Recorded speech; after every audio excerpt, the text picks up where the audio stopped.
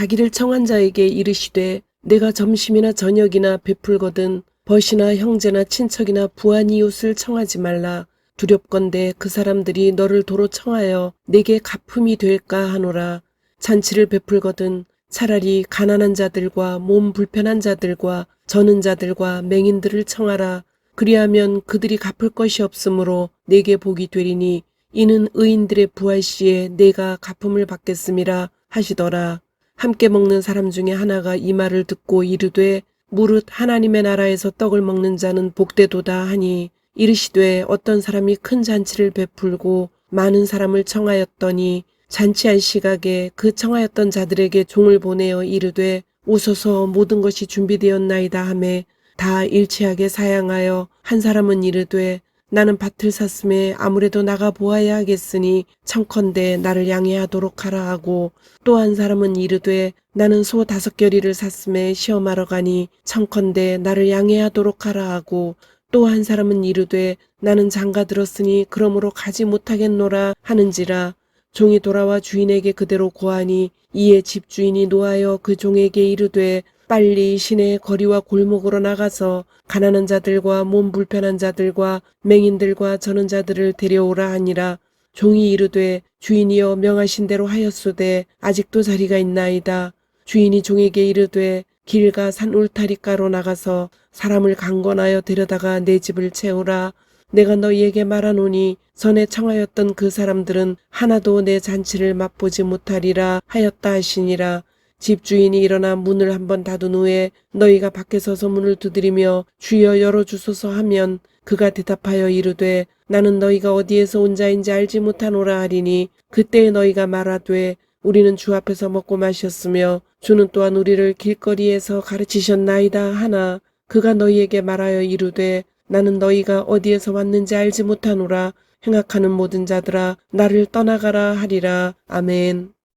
오늘 주인과 종 12번째 초청과 그리고 손님이라는 제목으로 말씀을 보려 합니다.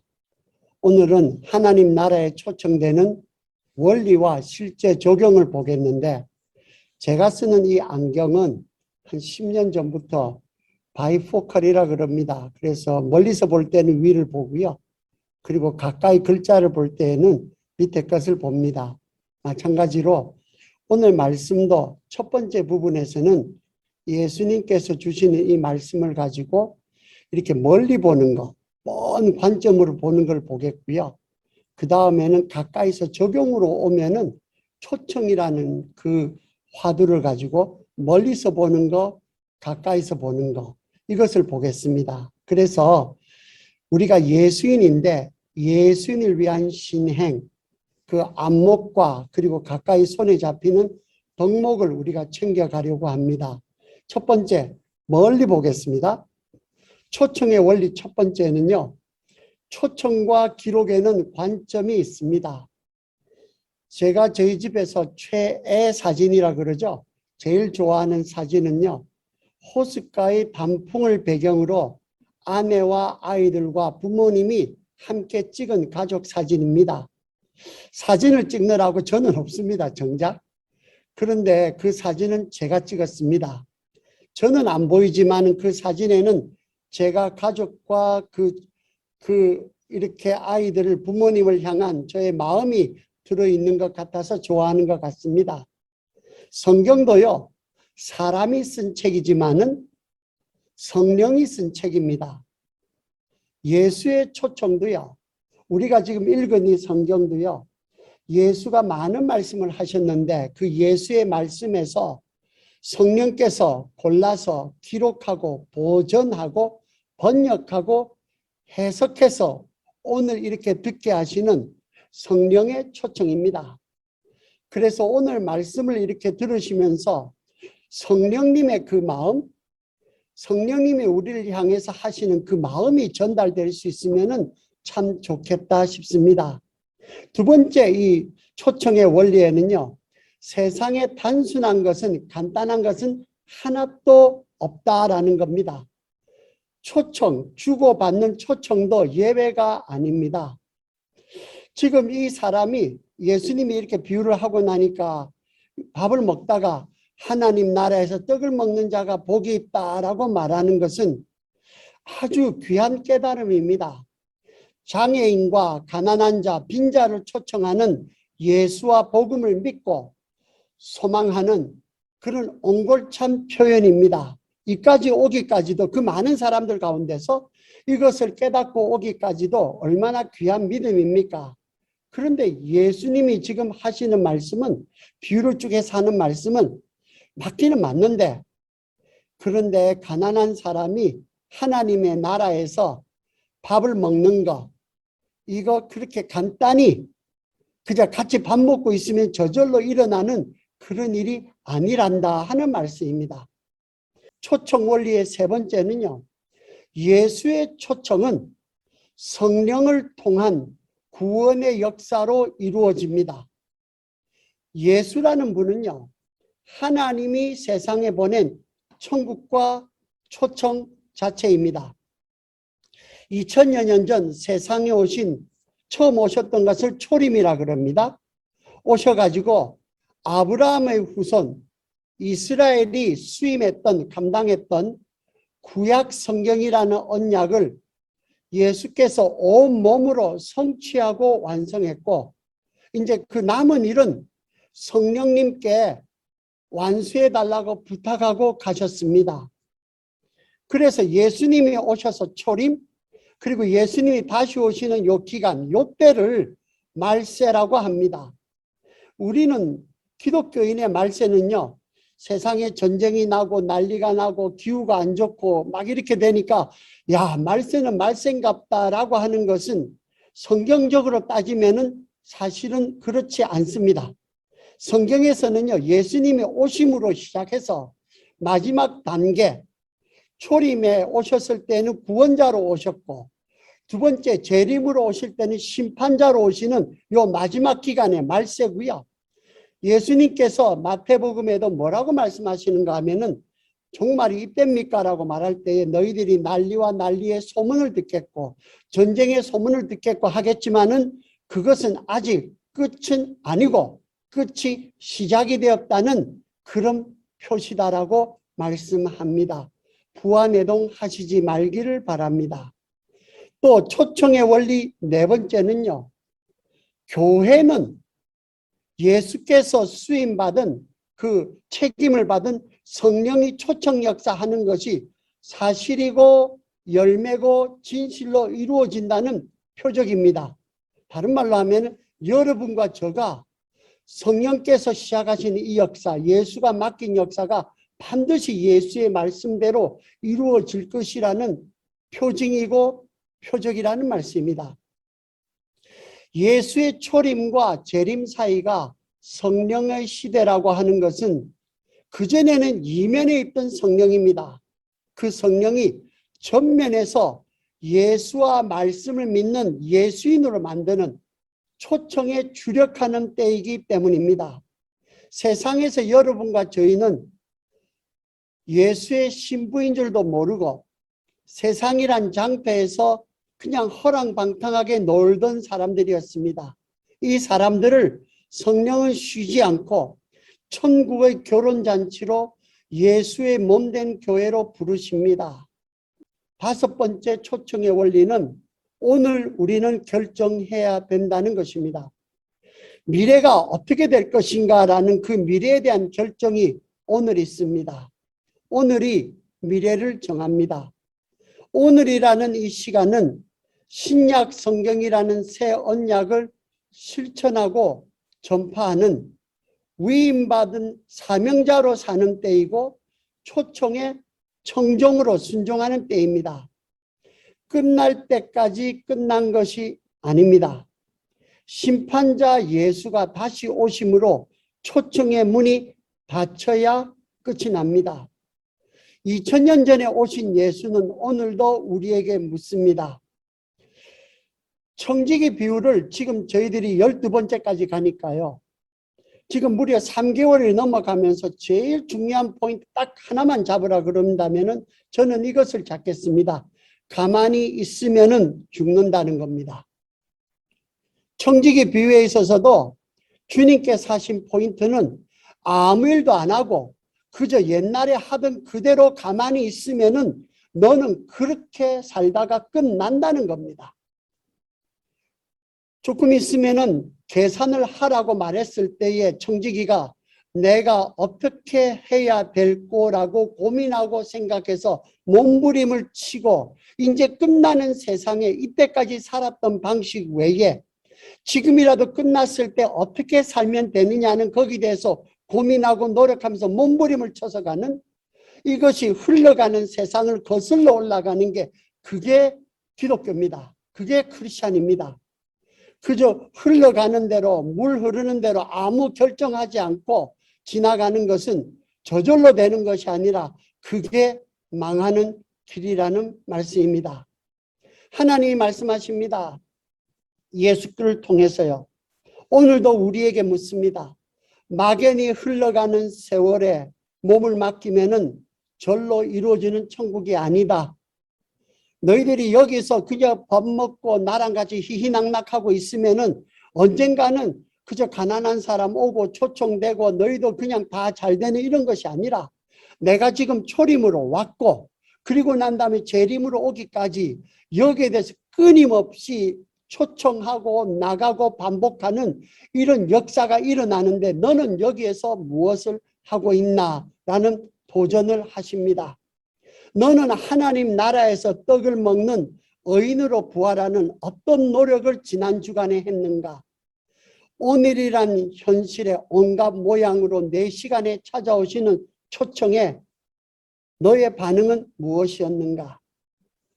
가보진 않았지만은 기회가 되면 가보고 싶은 곳이 그 백두산의 천지인 것 같습니다.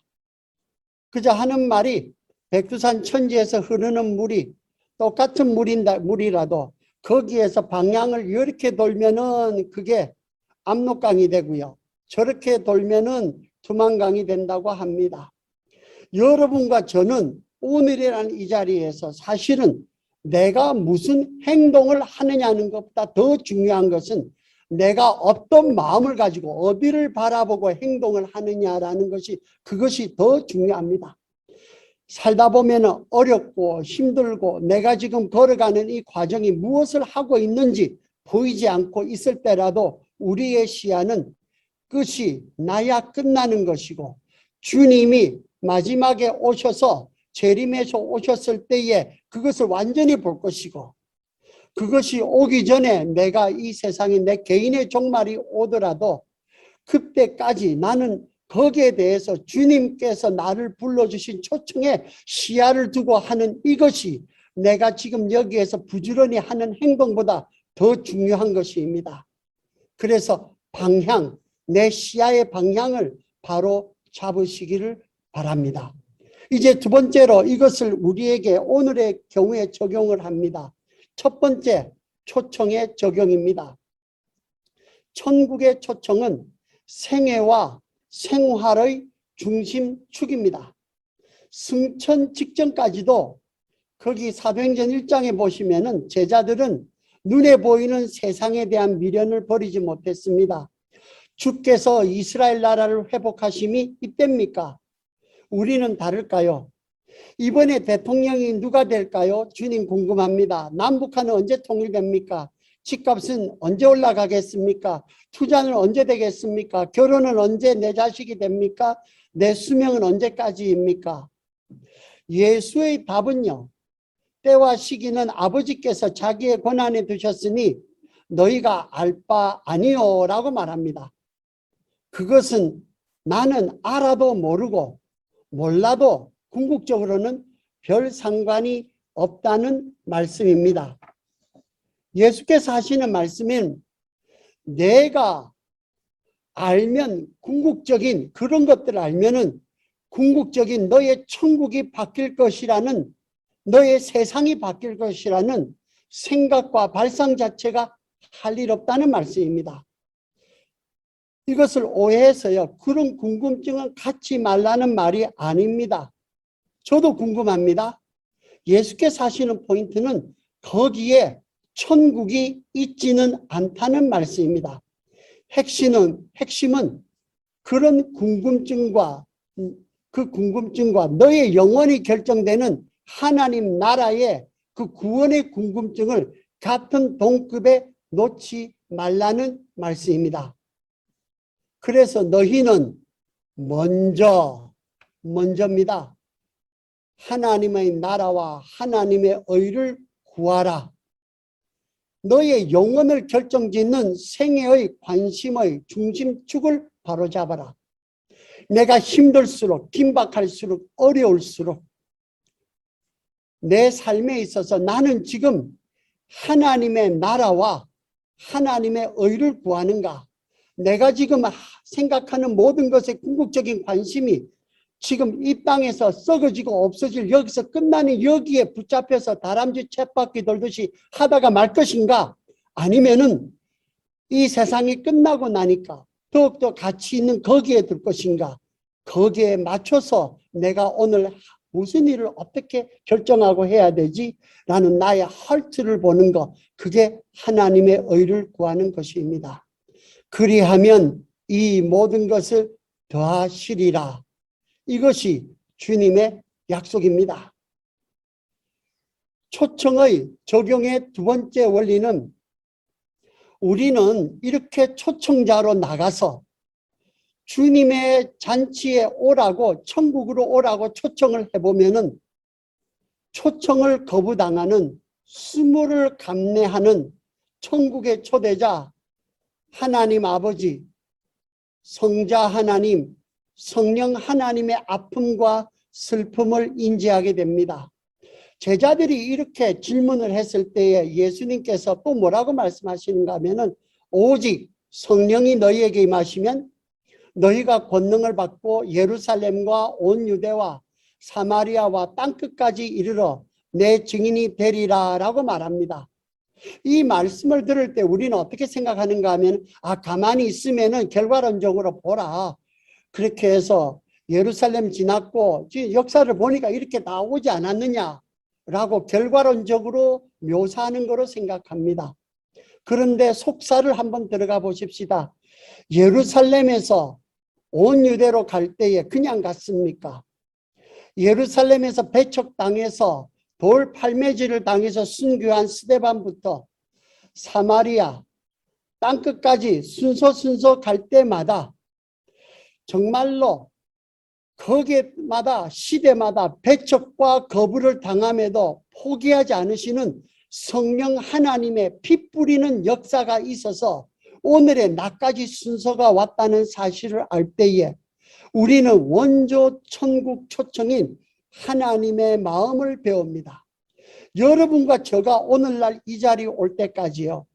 여러분과 제가 지금 이 자리가 여러분과 저에게 있어서 주님 보실 때 땅끝입니다. 이 땅끝의 자리에 오기까지 그냥 오게 됐습니까? 저절로 오게 됐습니까? 이 자리에 오기까지 얼마나 많은 좌절과 아픔과 희생과 고생과 수고와 노력을 통해서 지금 땅끝 같은 이 예배 자리, 이 자리까지 오신 것입니다. 이것을 알 때에 우리는 하나님의 마음을 배우게 됩니다. 이제 초청의 적용 세 번째입니다. 이 마지막 단계입니다. 초청의 적용 세 번째는 초청을 전달했던 한 명의 종에게 생긴 변화입니다. 여기 원문을 보시더라도요. 이번에 말씀을 보면서 이것을 처음 봤어요. 그전에는 이 말씀 볼 때 그냥 종들 와서 시키고 갔다는 걸로 봤습니다. 근데 이번에 말씀을 좀 더 찬찬히 보니까 이게 영어로 따지면 the servant예요. 그 한 사람의 종입니다. 그러니까 많은 사람 와서 아무 때나 그냥 한 것이 아니라 이것이 한 사람이 순서대로 이 과정을 거쳐간 그 과정을 말씀하고 계십니다. 초청을 전달했던 한 명의 종에게 생긴 변화입니다. 수모, 비교, 이해, 아쉬움, 기쁨의 변화입니다. 첫 번째 변화는 주인의 수모를 같이 겪으면서 주인의 마음을 알아가는 변화입니다. 잔치에 초청을 이미 수락했던 사람들입니다. 다 알고 있어요. 그냥 가서 통보만 하면 다 올 줄로 알았습니다. 그런데요, 말도 안 되는 핑계로 거부당하고 수모당하는 것을 한 사람씩 갔다 오고 또 주인한테 보고 오고 한 사람씩 갔다 오고 또 보고 오고 대신 겪으면서 주인의 입장을 배웁니다. 여러분, 예배를 이렇게 준비하고 함께 올 때에 한 영혼 한 사람을 교회로 오게 할 때에 초청의 입장을 한번 가보시면은 얼마나 한 영혼을 데리고 오는 것이 수모를 당하고 모욕을 당하고, 인간으로서는 내가 저런 모욕과 저런 수모를 당할 수가 없습니다. 이유가 없어요. 내가 모자란 게 아무것도 없어요. 그럼에도 불구하고 왜 저러는지, 한 사람이 예배 자리에 오는 순간까지 얼마나 많은 노고와 수고와 고생을 하게 되는지 전도인과 초청인의 사명을 하여보지 않으면은 그것은 모릅니다. 알 수가 없습니다. 종이 모욕을 당할 때마다, 주인에게 갈 때마다 그것을 배웁니다. 두 번째, 비교할 기회를 가집니다. 세상과 천국을 비교할 기회를 가집니다.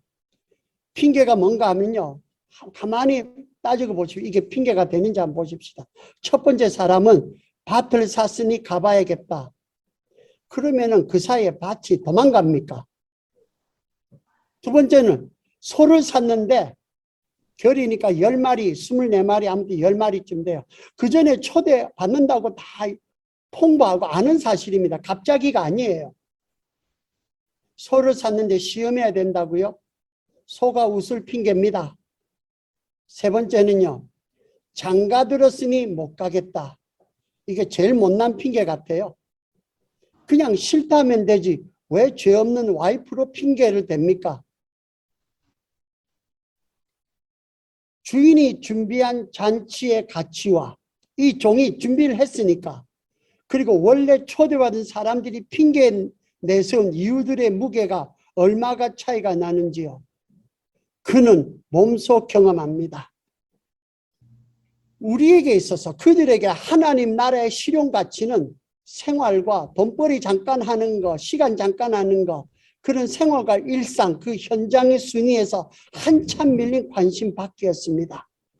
어떻게 보면 이것이 신앙의 전통과 문화권에 사는 교회 안의 무늬만 크리스찬들의 실체를 말하는지도 모릅니다. 이것을 전도인의 사명을 가지고 초청을 해보니까 그것을 목격하지, 해보지 않으면 그것을 모릅니다. 세 번째, 주인의 초청을 이해하게 됩니다. 천국은요, 꼭 없어도 아실 것이 없는 사람들이 벌리는 가설과 추론이 아니라는 것. 전도인의 수고를 통한 거부와 좌절을 통해서 체득됩니다. 예수를 믿어가면서 복음을 전하면서 이번에 말씀을 준비할 때 느끼는 거는, 예수라는 분은 말씀해 주신 이 원리가 2000년 동안에 초림에서 지금까지 그분이 말씀하는 백서뿐만 아니라 그 원리를 가지고 부닥치는 어떤 문제와 어떤 형편과 어떤 사건이 있다 하더라도 이 원리를 가지고 적용을 해보면은 이게 다 설명이 되고 풀어지고 구원의 역사가 시작이 됩니다. 어떻게 이것이 가능하지? 33살 된 청년이 얼마나 알기에 이것을 말하고 갔지? 역사상 이런 분이 한 번도 없는데 이분은 사람인데 이분은 하나님이셨구나. 복음에 대해서 한번 실천을 해보시고요. 거기에 대해서 한번 역사를 보시고요. 거기에 대해서 내 삶의 진실되게 한번 이것이 참인지 아닌지라고 따져보고 신중으로 실천해보면은 그것을 알게 됩니다.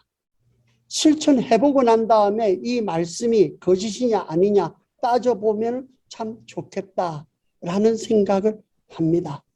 천국이라는 것은 가설이 아닙니다. 어떤 학자들의 이론이 아닙니다. 사실입니다. 왜 천국의 식탁에 장애인과 그런 외지인, 이방인으로 가득한지, 왜 그 사람들밖에 올 수밖에 없는지, 부서진 경험이 없는 사람은 천국의 소중함을 모릅니다. 식탁에서 천국의 초청일 해본 사람은 그것을 경험합니다. 네 번째, 아쉬움입니다. 천국 연회 빈자리에 대한 아쉬움, 안타까움. 이것은 다른 말로 하면요. 제가 약간 말장난하겠습니다. 아쉬움이라는 것은 가운데 숨표 하나 띄운다, 느낌표 하나 띄우면 쉬워라는 겁니다.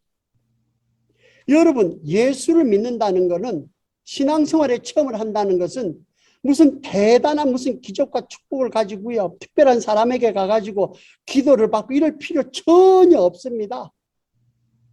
사실은 따지고 보면 사람에게 배울 게 아무것도 없어요.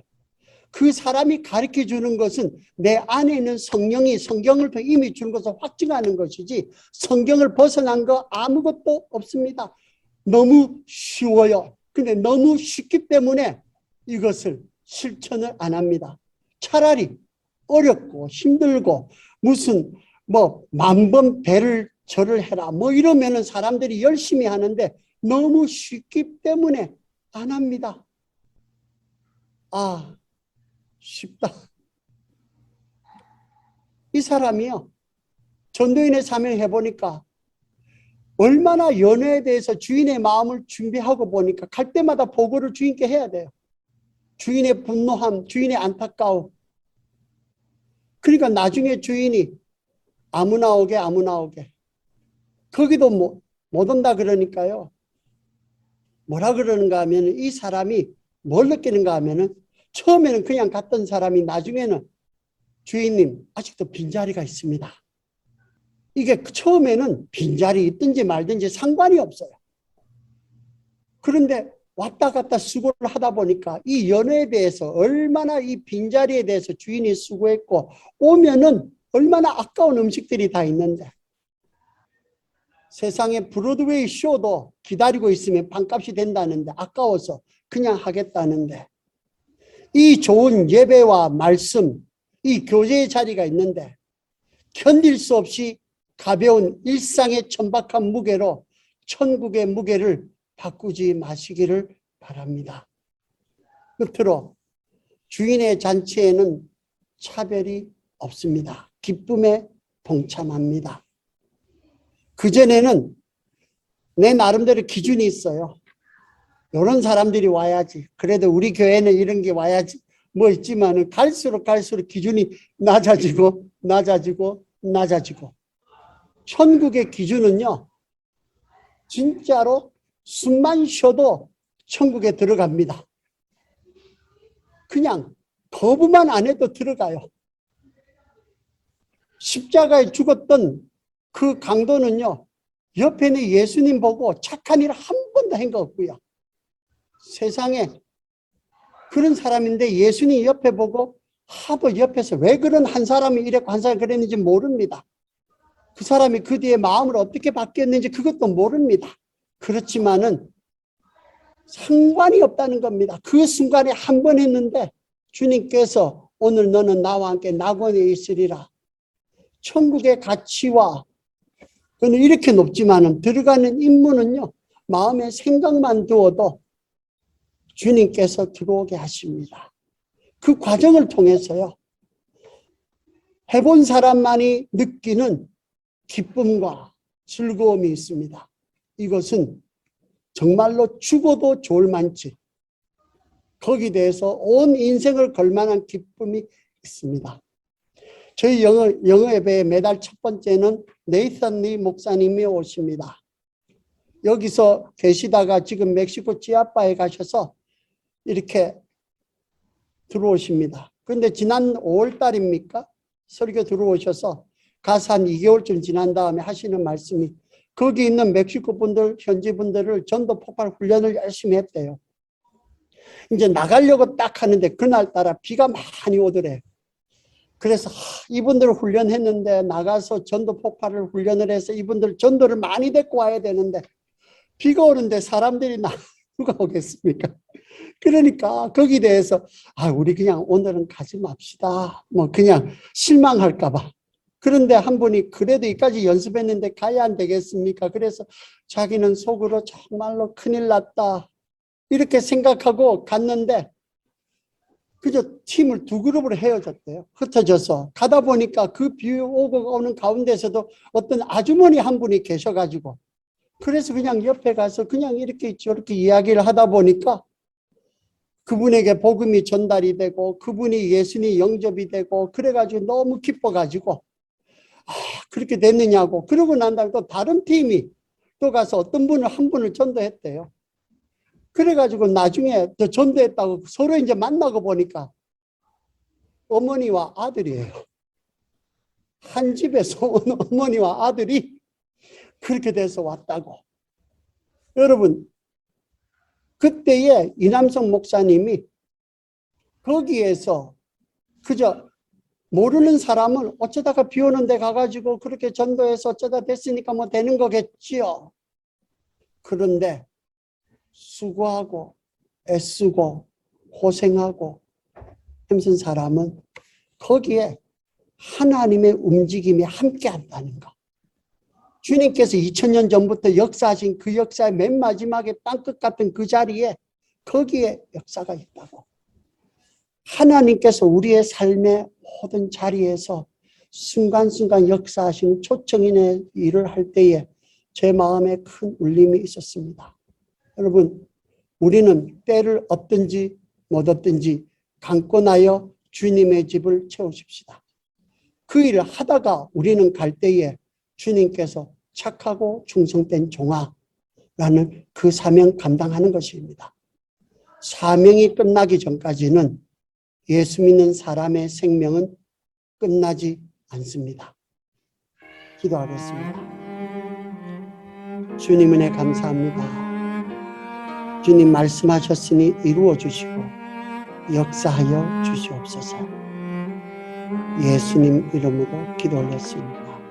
아멘.